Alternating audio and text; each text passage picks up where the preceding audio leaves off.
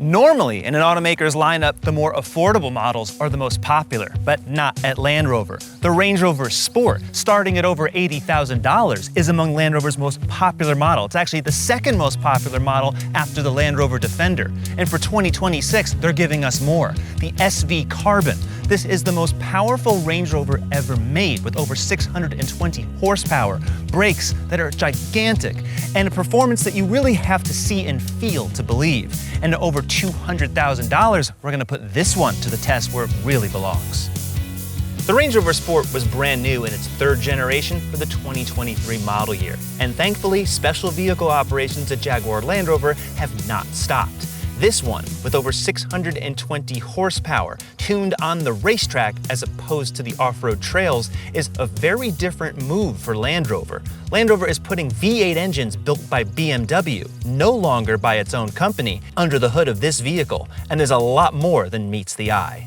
The Range Rover Sport has always had a distinctive silhouette, that swept back, really chopped roof effect that you see there. It's floating, it's black. In this third generation, the Range Rover Sport has been copied, but it's never actually been replicated. You always know what this is. Slimmer headlights versus the second generation. This one's been out for several years now. And in the SV trim, that stands for Special Vehicles, there's 3 different grades: SV, SV Black, and this one, the SV Carbon, which you can see peeking through almost everywhere: on the hood, on the side of the front vents, the grille, the exhaust tips, and the entire wheels. Even the brakes, carbon ceramics, which are the largest in the industry, bigger than a Lamborghini Urus. 17.3 inches with 8 piston calipers, absolutely insane, and over 15 inches in the rear. Now, the rest of the truck really is meant for performance, so it's actually riding a little bit lower by a few tenths of an inch than a standard Range Rover Sport. And when the air suspension is raised, it cannot go as high. It only maxes out at about 10 inches versus 11 plus on most of the other trims. That's okay, these are 23-inch tires.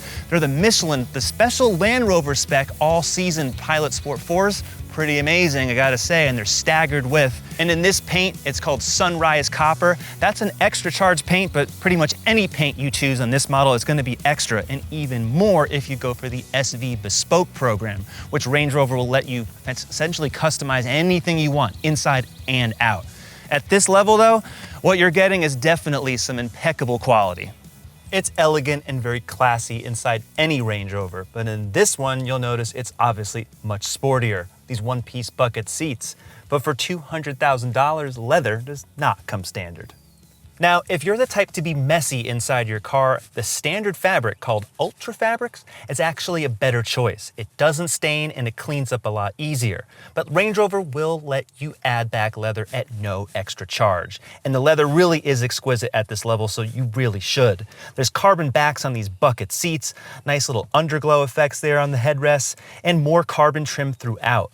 But there's also just a lot of plastic, where before, in previous generations, there was more wood, more metal, and more analog controls. Nearly everything is inside the touchscreen, aside from the steering wheel. And while that might look really nice when it's parked, it's not as good to use. It's a great back seat, not as big as the full-size Range Rover, but really nice. It's sleek. The back of these front seat backs look excellent. I also have reclining seats here. They're heated, they're cooled, and this quad zone climate here. Down here, these things do wonders because one knob, and again, this is physical, not touchscreen, push, pull, you can actually adjust everything here. And even though these are digital screens, they're really responsive and they work really well. So I gotta say, this is the type of stuff that should be up in the front, not just back here. Cargo space is more along the lines of a compact SUV. You're talking about 32 cubic feet behind that second row, and there's only a second row. Remember, no jump seat anymore in this generation. And when that's folded, about 66 cubic feet. But what you can get here is Land Rover's air suspension. That works to raise up and down when the vehicle is off, which I think is great. Plus, you can fold down the seats here with those tabs. Plus, man, we're not done yet. This is a really nice add-on here, because then you can just have this cargo divider be right here, and if you pull this up, that's where the gigantic spare tire is. Crazy, but a lot of stuff fits into here. This is the most powerful Range Rover ever built. 626 horsepower from a BMW engine. No longer Jag Land Rover supercharged V8 of the old SVR. This one, twin turbo, 4.4 liters, 553 pound-feet of torque. It's not quite as loud as the old one. Well, let's face it, it still is. So to develop this SUV, Land Rover actually tracked it. Why? To demonstrate that it could actually handle the heat and the cornering loads and the acceleration, the heat of all the turbochargers, the brakes. We'll get to that in a little bit. But this really is the most, honestly, track-worthy Land Rover. It's so weird to say that. I just drove the Defender Octa and it shares the exact same powertrain, except there's no low-range gearbox. So that means you can't go into 4 low. It's always high all the time. And the benefit here is that SV mode does a bit more than what it does in the Defender Octa. Particularly, it makes everything a lot louder and shift quicker. Now you can get this same V8 detuned in the new 20 edition or the Autobiography. Those are the 2 trims that offer it. 523 horsepower on those trims and the same amount of torque.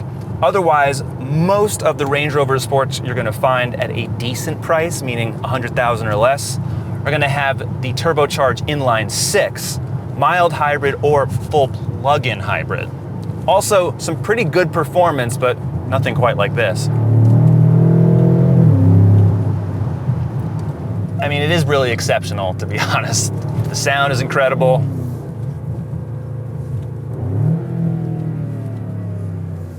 I would argue this is honestly more fun in many ways than some of the more latest AMGs and the Audis, all that type of stuff, because this is happening in a Range Rover. And again, the previous generation SVR was really fast and loud. They had very similar tires on it, but this one is a whole new suspension setup and steering.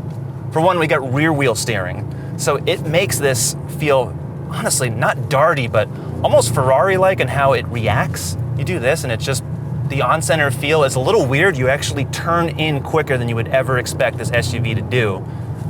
It's not twitchy though, because unlike a lot of Ferraris with rear wheel steering, you don't get the back of the car is rotating first. It doesn't feel that way. It just turns in very fast, very immediate. And there's no anti-roll bars, just like on the Defender Octa. It's using a hydraulic system that's cross-linked, so all the dampers are linked to each other and the fluid's sloshing around, accumulating. And by doing that, it can adjust all of the compression and the rebound and the lean of the system really almost instantaneously.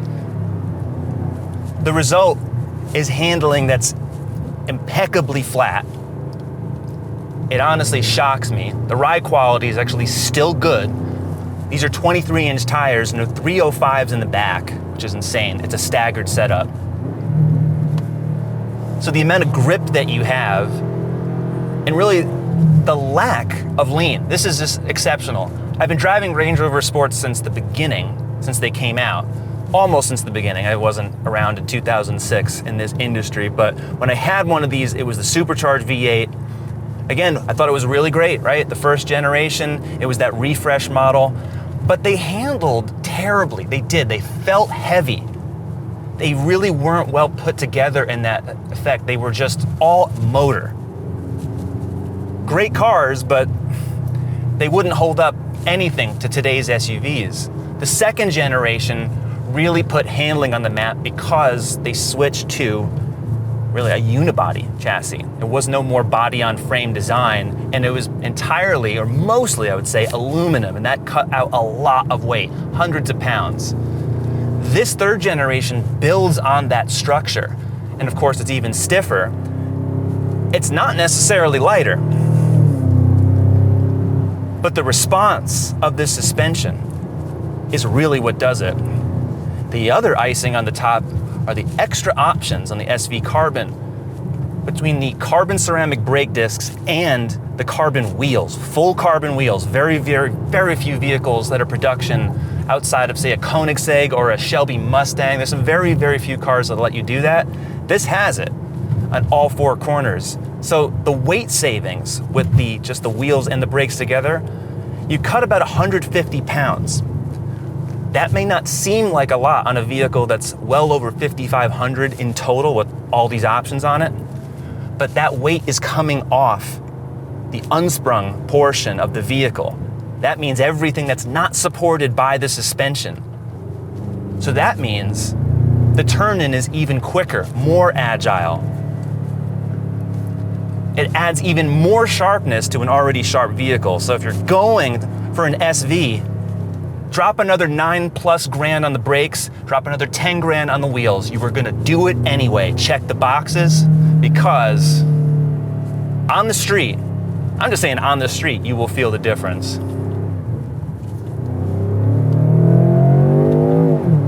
It's just so much fun, it really is. I was not expecting the handling to be as exceptional as it is. Dynamically, they've just aced the whole thing.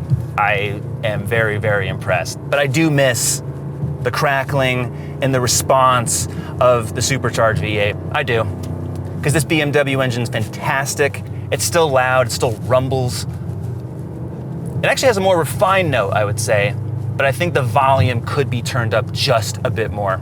For something that's this expensive and this special, I'd like to see the factory really get more into that, because all of the Land Rovers and the Jaguars, they became less loud over time, really because the vehicles were burning through catalytic converters and oxygen sensors, and Jaguar Land Rover didn't want to actually pay for the warranty on those parts. I can't blame them, but they've lost something. And also a lot of the noise restrictions now coming out of Europe, California. There's now gasoline particulate filters on most of the vehicles, including in the United States, coming from JLR and some other European brands. They don't always take them off because we don't have that rule here. All of that contributes to a more muted exhaust sound. But if you're getting one of these, obviously you can go to the aftermarket. It's just a shame that it's not like that from the factory. But as it is, it's still pretty exceptional for a modern car. Land Rover estimates you'll get up to 22 mpg if you're just going to drive this vehicle normally in the normal mode. Don't change any of the settings. Keep the auto stop start on. But really, in my experience, I haven't been cracking more than 14. Not really surprising, but it is better than the single digits that you'll find in a Durango Hellcat, so there's that. Another thing you'd expect the Range Rover Sport SV Carbon to do is accelerate like bat out of hell out of turns. And then also brake like no other vehicle has braked before. These are the largest brake rotors ever fitted to a vehicle, over 17 inches in the front. There's 8 pistons. They stop like hell. The 13.1-inch touchscreen, it's mildly curved. It looks good, it responds pretty well, and there's also haptic feedback that you can turn on and off. I do like that. Body and soul seats. This isn't a massage program so much as it is a full-on wellness program, and it'll actually play music and lighting. Not really gonna do that now, but it'll also sync to the beat of this Meridian stereo system as well. If you really like things thumping in your back, that's what these seats will do. Not really a fan of that, but there's so much stuff on here. All the traditional Range Rover, Land Rover, Wade sensing, all the 4-wheel drive information here. I mean, this is just great. You would never use it with this vehicle, but it can still do it. It's not posing. It can do it, it just can't do it everything as well. What it also can't do as well is, well, look, climate controls are all here. Say you want to adjust the fan direction, you have to go back up here. Say you actually want to change what the vents are on or off, you have to go here, and then you have to go here. All of that, when it could have just been a dial up here, or just switches like they used to have, or even just a secondary display, which Land Rover also used to have. Also the driving modes. It used to be a really elegant button, a dial that rose up from the console, now it's all here. But what is nice is that you can go into the configurable dynamics and you can change up to 4 different driving modes, check this out, and rename them. So that actually is really nice. So the system is good, right? I like all that, and the cameras are great. So many different things, off-road cameras, you can see the side if you so choose, and also underneath the vehicle as you're going. Love that. There's just so many great things here in the software, but the fact of the matter is there should be analog controls, and so many things are still in here, and that's a problem. And again, usability issues. It's like it's hard to even press this or swipe when haptic is enabled. So It's really imperfect. I think it looks good, but removing buttons and switches is not the way to go in any vehicle, no matter the price point. This digital instrument panel, I really like the way it's curved. It's not just some square piece. You just see how that display curves like it's an actual instrument panel. That's the analog part that I like, and I like the way these gauges look. You can also change a few things in here. The display layout, if you just want to see full screen maps. See, this is the great part of digital. I love that, right? Because you can just really go in and dial whatever you want. Here's another look. Or you press this button on the steering wheel, you get the SV mode. The gear paddles, they turn red because of course you see everything here. It tells you don't keep anything on the roof. You got the G meter, you get turbos, you get a live graph showing you the history of the power and the torque. This digital part of the Land Rover is excellent. It's just the main touchscreen could use some improvements. The 2026 Range Rover Sport starts at $84,000. There are 8 trims, as tested with destination and even more options, $202,525. Ordinarily, you could compare this to a Porsche Cayenne Turbo, a BMW X5M, say an Audi RSQ8, but it also competes with the Lamborghini Urus or even the Aston Martin DBX. I've driven every generation of the Range Rover Sport and every top trim, the supercharged V8s of the first 2 generations, and now this. Nothing comes close in driving dynamics, handling, power, the speed, and all of the control. Never seen Range Rover do a vehicle quite like this. It is exceptional, and it definitely goes at the level of the exotic luxury SUVs that cost even more.